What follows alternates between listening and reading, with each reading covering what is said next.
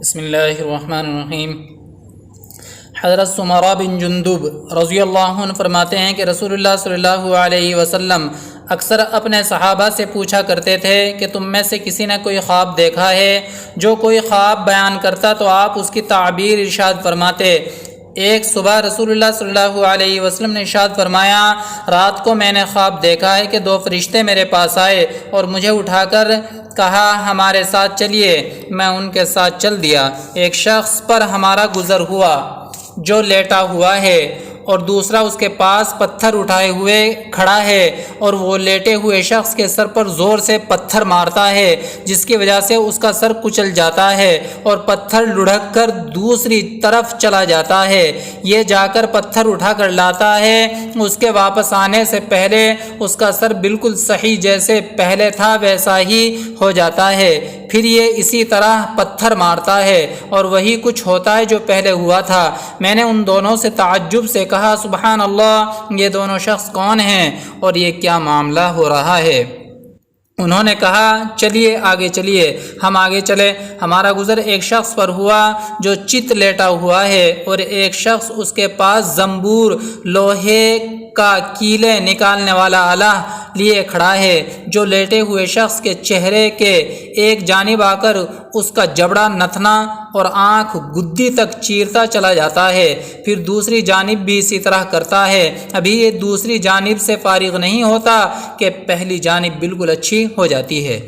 وہ اسی طرح کرتا رہتا ہے۔ میں نے ان دونوں سے کہا سبحان اللہ، یہ دونوں کون ہیں؟ انہوں نے کہا چلیے آگے چلیے۔ ہم آگے چلے۔ ایک تنور کے پاس پہنچے جس میں بڑا شور و غل ہو رہا ہے۔ ہم نے اس میں جھانک کر دیکھا تو اس میں بہت سے مرد و عورت ننگے ہیں۔ ان کے نیچے سے آگ کا ایک شعلہ آتا ہے۔ جب وہ ان کو اپنی لپیٹ میں لیتا ہے تو وہ چیخنے لگتے ہیں۔ میں نے ان دونوں سے پوچھا یہ کون لوگ ہیں؟ انہوں نے کہا چلیے آگے چلیے۔ ہم آگے چلے۔ ایک نہر پر پہنچے جو خون کی طرح سرخ تھی اور اس میں ایک شخص تیر رہا تھا، اور نہر کے کنارے دوسرا شخص تھا جس نے بہت سے پتھر جمع کر رکھے تھے۔ جب تیرنے والا شخص تیرتے ہوئے اس شخص کے پاس آتا ہے جس نے پتھر جمع کیے ہوئے ہیں تو یہ شخص اپنا منہ کھول دیتا ہے تو کنارے والا شخص اس کے منہ میں پتھر ڈال دیتا ہے، جس کی وجہ سے وہ دور چلا جاتا ہے اور پھر تیر کر واپس اسی شخص کے پاس آتا ہے۔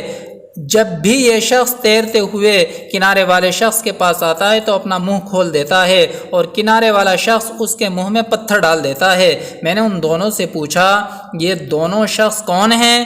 ان دونوں نے کہا چلیے آگے چلیے۔ پھر ہم آگے چلے تو جتنے بدصورت آدمی تم نے دیکھے ہوں گے ان سب سے زیادہ بدصورت آدمی کے پاس سے ہم گزرے۔ اس کے پاس آگ جل رہی تھی جس کو وہ بھڑکا رہا تھا اور اس کے چاروں طرف دوڑ رہا تھا۔ میں نے ان سے پوچھا یہ شخص کون ہے؟ انہوں نے کہا چلیے آگے چلیے۔ پھر ہم ایک ایسے باغ میں پہنچے جو ہرا بھرا تھا اور اس میں موسم بہار کے تمام پھول تھے۔ اس باغ کے درمیان ایک بہت لمبے صاحب نظر آئے۔ ان کے بہت زیادہ لمبے ہونے کی وجہ سے میرے لیے ان کے سر کو دیکھنا مشکل تھا۔ ان کے چاروں طرف بہت سارے بچے تھے۔ اتنے زیادہ بچے میں نے کبھی نہیں دیکھے۔ میں نے پوچھا یہ کون ہیں اور یہ بچے کون ہیں؟ انہوں نے کہا آگے چلیے۔ ہم آگے چلے۔ پھر چلے اور ایک بڑے باغ میں پہنچے۔ میں نے اتنا بڑا اور خوبصورت باغ کبھی نہیں دیکھا۔ انہوں نے مجھ سے کہا اس کے اوپر چڑھیے۔ ہم اس پر چڑھے اور ایسے شہر کے قریب پہنچے جو اس طرح بنا ہوا تھا کہ اس کی ایک اینٹ سونے کی تھی اور ایک اینٹ چاندی کی تھی۔ ہم شہر کے دروازے کے پاس پہنچے اور اسے کھلوایا۔ وہ ہمارے لیے کھول دیا گیا۔ ہم اس